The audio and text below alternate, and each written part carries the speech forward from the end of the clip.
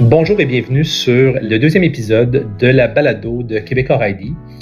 Aujourd'hui, on va vous parler d'un nouveau produit qu'on a tout récemment lancé qui s'appelle le Guichet. Donc, le Guichet est une plateforme d'achat simple et automatisée qui permet un achat facile de l'inventaire publicitaire numérique chez Québecor. Donc, dans le cadre de ce projet, nous avons mis à l'appel plusieurs entrepreneurs afin d'être nos bêta-testeurs pour tester la plateforme, pour nous aider à l'améliorer avant le lancement officiel. Et aujourd'hui, on discute avec Sarah Baudouin de l'entreprise Jibou qui va en fait nous donner ses commentaires puis va nous expliquer un petit peu comment elle a vécu l'expérience d'utilisation du guichet jusqu'à maintenant. Donc, bonjour Sarah, bienvenue à cette balado et merci beaucoup de te prêter au jeu de cette petite discussion. Bonjour. Est-ce que tu peux commencer tout d'abord par nous parler de ton entreprise, puis peut-être des enjeux que tu as en tant qu'entrepreneur à effectuer des opérations marketing de façon efficace? Parce qu'on sait que c'est pas quelque chose qui est nécessairement facile, surtout avec toutes les opérations quotidiennes que vous devez faire. C'est ça. Pour commencer, Jibou, on crée des accessoires, tucs, foulards, mitaines, bandeaux d'été, faites à Montréal. Notre collection d'hiver est tricotée par une équipe de retraités. Puis nos bandeaux qui se vendent plus en période estivale sont faits à notre atelier de Montréal. Par rapport au marketing, c'est sûr que c'est un gros enjeu parce qu'en tant que entreprise de petite taille, chaque dollar qu'on investit doit avoir un bon retour sur notre investissement. On peut pas se permettre là, d'investir trop sans avoir une certitude que notre retour va être assez haut. Donc, je dirais que c'est ça l'enjeu principal. Puis surtout aussi que notre message correspond à ce qu'on fait exactement. Donc, les images soient belles, que tout l'ensemble fonctionne bien pour qu'on soit capable de passer le meilleur message puis qu'il soit le plus efficace possible dans un contexte marketing. Ben, tout à fait, on comprend ça. Je pense que le ROAS, donc le retour sur les dollars publicitaires, est toujours très, très pertinent, peu importe l'entreprise, puis j'imagine encore plus lorsque on est en mode croissance et que chaque dollar compte encore plus, comme dans votre cas présentement. Quels sont les moyens que vous utilisez présentement pour faire connaître vos produits puis générer des ventes? J'imagine que bon, il y a certaines plateformes que vous utilisez ou certains outils. Est-ce que tu peux me parler un peu plus de ce que vous faites présentement? Ouais, donc on a commencé nous autres il y a 6 ans. Puis à la base, c'était seulement les médias Instagram et Facebook sans investir du tout en publicité. Donc, c'était seulement les comptes organiques qui généraient des ventes. C'est sûr qu'à l'époque, c'était plus petit, là. Puis plus que l'algorithme a évolué, plus qu'on a continué à rester sur ces plateformes-là, mais en investissant plus dans une structure un petit peu plus élaborée. Je me suis entourée aussi des personnes qui faisaient ça aussi, qui étaient comme un peu plus experts, en fait, qui étaient experts là-dedans, donc dans l'analyse de données. Donc, majoritairement, c'est Facebook, Instagram, des campagnes de PR, de relations de presse, soit avec les médias traditionnels, soit avec les influenceurs également, qui correspondent à nos valeurs. Ça, c'est tout le temps important. De façon générale, là, c'est ce que je viens de décrire at large. Super, ben c'est sûr qu'on comprend l'importance de bâtir une marque grâce au contenu, grâce aux médias sociaux, les plateformes comme Facebook, Instagram et autres qui évoluent dans l'écosystème présentement sont très importantes pour faire la marque. En termes de publicité, bien sûr, ils offrent des outils qui sont disponibles pour les entrepreneurs. Est-ce que vous trouvez que les outils qu'ils offrent sont faciles d'utilisation, faciles d'accès? Est-ce que vous y trouvez votre compte, dans le fond, avec ces outils-là présentement? Le retour sur investissement, on est chanceux, là, se fait très bien sur ces plateformes-là. Par contre, c'est la raison pourquoi on travaille avec quelqu'un qui est expert dans ces plateformes-là, c'est qu'ils sont quand même relativement complexes pour analyser. C'est pas des plateformes qu'on peut travailler puis il y a possibilité de perdre beaucoup d'argent, puis il y a beaucoup de possibilités d'en faire beaucoup parce qu'il faut que ce soit bien fait pour que ce soit efficace. Donc, c'est sûr que il y a ces enjeux, ces plateformes-là ont leur enjeu de complexité avec les algorithmes et tout ça. Donc, effectivement, c'est pas super simple à travailler avec. Non, tout à fait. Puis là, on pense, bon, le marché existe avec d'autres outils qui sont disponibles par les grands joueurs internationaux. On peut penser aux campagnes de mots-clés sur Google, aussi l'outil Google Shopping via le Google Merchant Center qui est disponible. Il y a également la plateforme Amazon pour le marketplace et d'autres outils qui continuent à se développer. Il y a eu une annonce cette semaine qui a été faite entourant l'alliance entre Shopify, par exemple, et Walmart.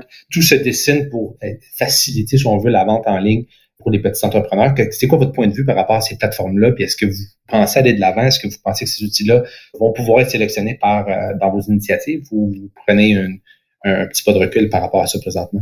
Présentement, je suis pas la first mover dans ce type d'initiative-là. Moi, j'attends de voir. C'est sûr que, par exemple, tout ce qui est Amazon et tout ça, là, on s'est fait approcher, puis on a regardé les possibilités, mais moi, je suis pas prête à travailler avec des joueurs comme ça qui correspondent pas aux valeurs de l'entreprise, de par leur action sociale et tout ça.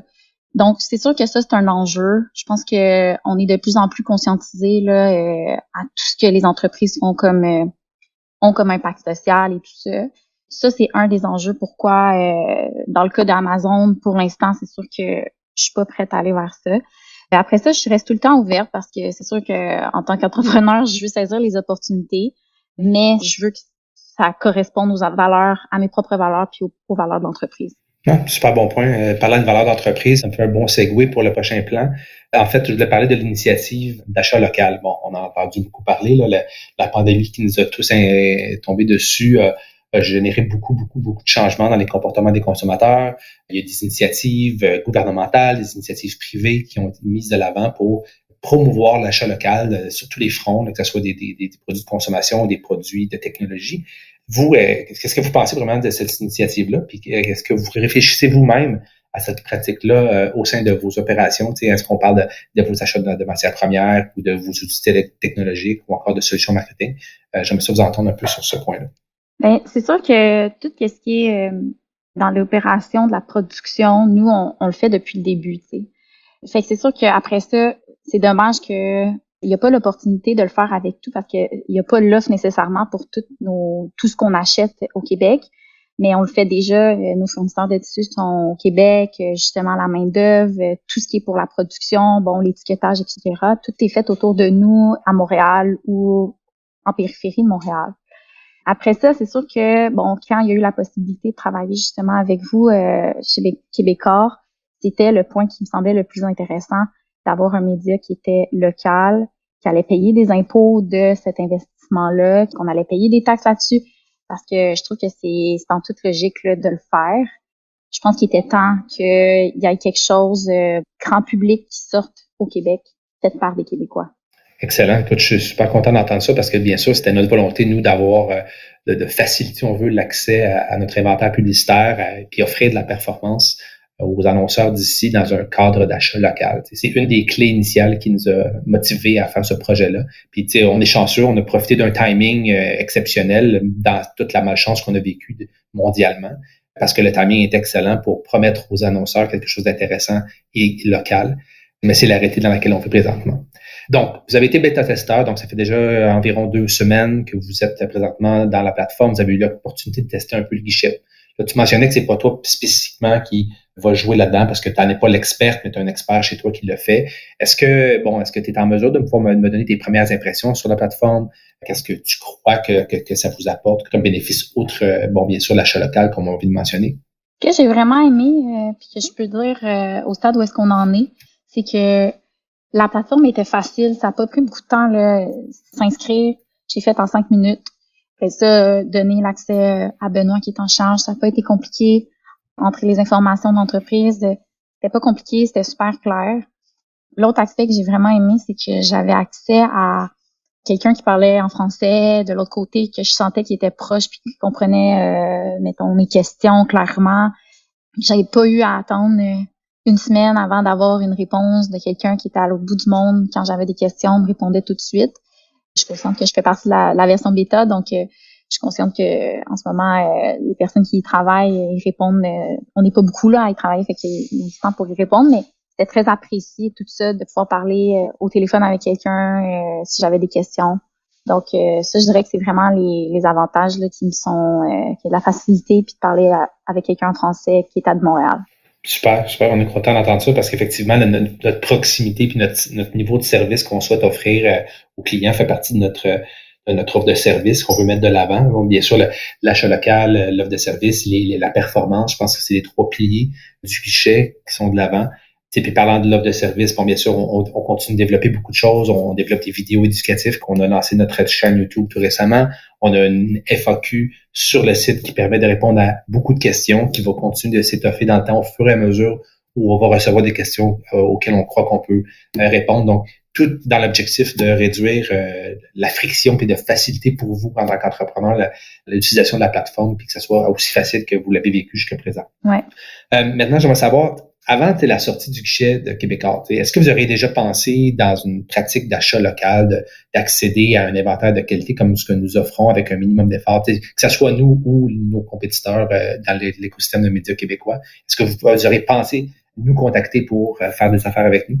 J'y avais pas vraiment pensé. Comme je disais tantôt, nous, c'était plus on travaille avec des médias, plus dans l'optique des relations, des RP, là.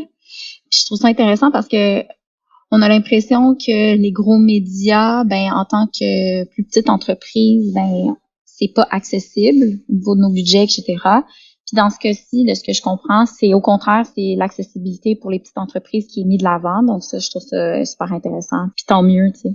Effectivement, si on parle il n'y a pas vraiment de minimum, si ce n'est que $100 pour une campagne, là, donc c'est accessible vraiment à tous.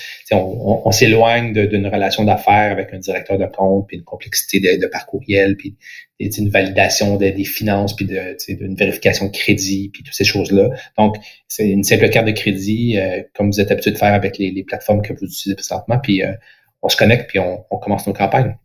Donc, maintenant que, puis on va peut-être un peu terminer là-dessus, à moins que vous ayez d'autres commentaires, mais est-ce que maintenant que vous en avez la possibilité, là, que vous avez goûté un peu au guichet, est-ce que vous pensez à intégrer son utilisation dans vos opérations marketing à court moyen terme de façon régulière? Certainement. Là. Moi, dès que je vois qu'il y a un retour, quand on va analyser les chiffres, dans le fond, à la fin du mois, là, Benoît et moi, dès qu'il y a un retour sur investissement positif qui vaut la peine, là, donc on a un ratio qui, pour moi, vaut la peine puis fait du sens.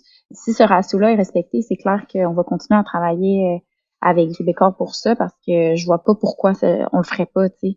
Encore plus si, justement, on peut travailler avec des gens d'ici puis qu'on encourage l'achat média local, certainement.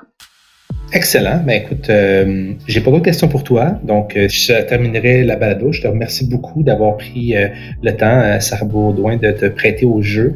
Et je te souhaite bonne chance dans ta continuité avec ton entreprise Jipou.